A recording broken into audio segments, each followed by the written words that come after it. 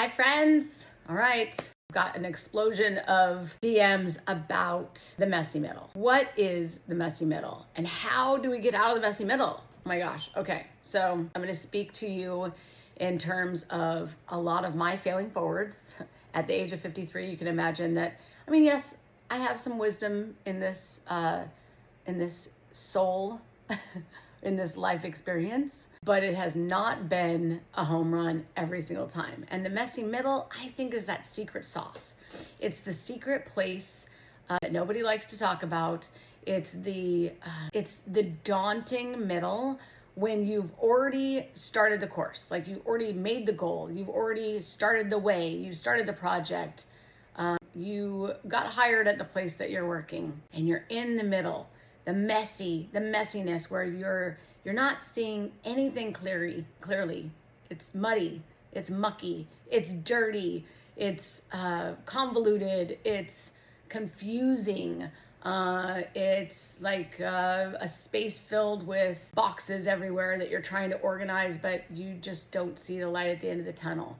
This is the messy middle. This is the part of your journey that if I could give my life's summary in one life lesson, I'm hesitating because there's quite a few, but I do think the messy middle is the part where we all, to include myself, get frustrated. We want validation. We want confirmation. We want to know, was this the path that I was supposed to take? Am I going to complete this project? Am I going to achieve this goal? And this is the part that I've recently learned since the passing of my husband, which was 2.5 years ago upon this recording. I went through lots of messy middles, but I would forge ahead. I would, either psychologically write a checkoff list or on paper write off checkoff list and just check the boxes until I saw the light at the end of the tunnel, or I knew, okay, the messy middle is over. And I would surround myself with positive affirmations, positive self-talk, positive people. I would remove negativity when at all costs. Now, when you're in a work environment or maybe even a family where there's negative people, that's a whole nother video to talk about how to handle that, because especially family members and workspace environments, it's not like you can just be like, bye, versus, friends. So in the messy middle, the struggle that you're facing, whatever it is, identify it. And I'm going to give you some tools and strategies that I've learned through failing forward, John C. Maxwell term. If you have not read any of his books, amazing author, speaker, leader. I was trained by him in a group setting for a year, and because of his trainings and his leadership, it really did save a lot of messy middles in my life. I was trained by him later in life. I was in my 40s, but the things that I utilized, what he taught, literally put me in the place that I am here today, the trajectory of my life. So failing forward is one of the most important parts of the messy middle. So I'm tying this all together with this training of John C. Maxwell. And then the death of my husband, where I learned how to stay in flow.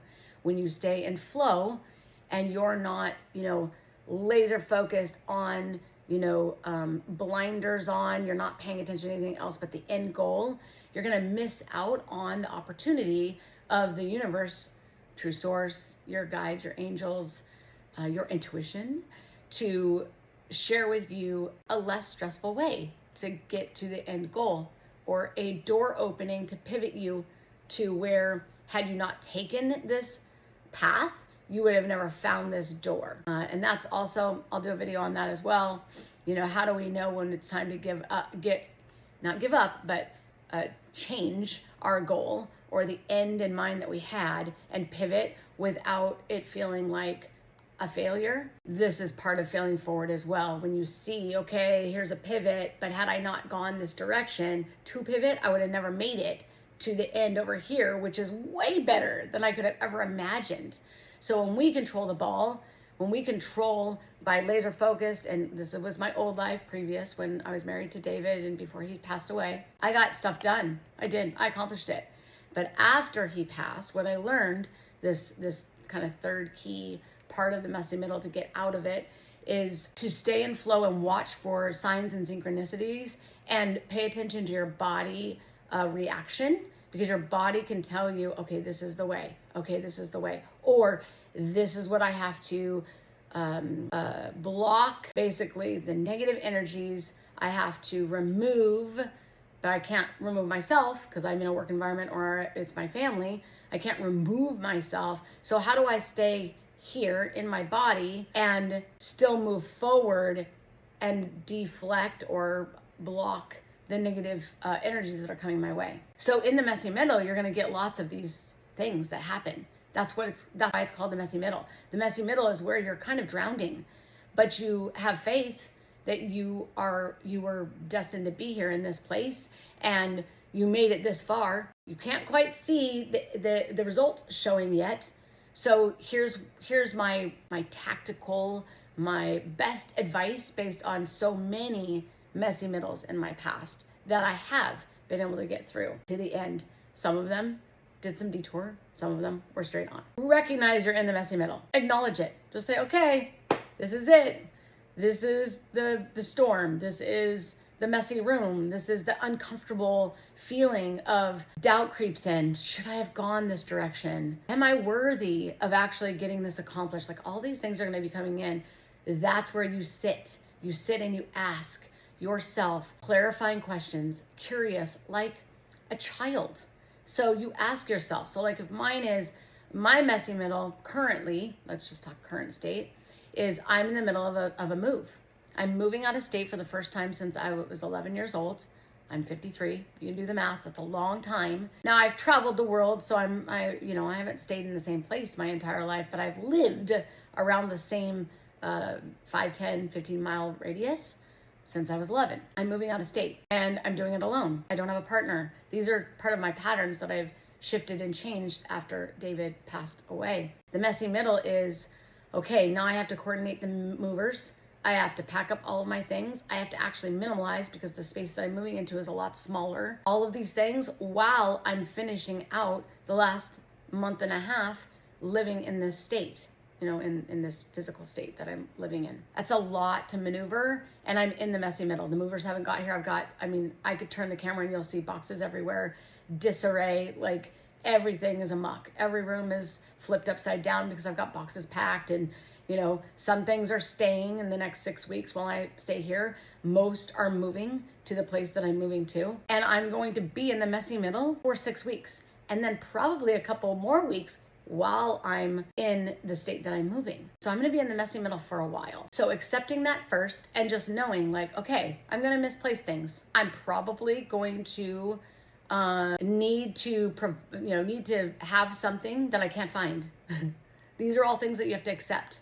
Now you can go in preventive measures and try and like keep things together. Like, right after I move, it's going to be tax season. So I have to have all my tax paperwork all ready. I have that ready in a box, and I'm taking that with me physically. So in case something happens with the moving truck or the movers, or it gets lost or whatever, catches on fire, like who knows, I will have access to that in April. Another messy middle might be that you're confused. You're in a state of confusion. Should I go back? Should I actually rewind? And my answer to you is a resounding no. You should never go back. Now you can take a second, be still, and reflect.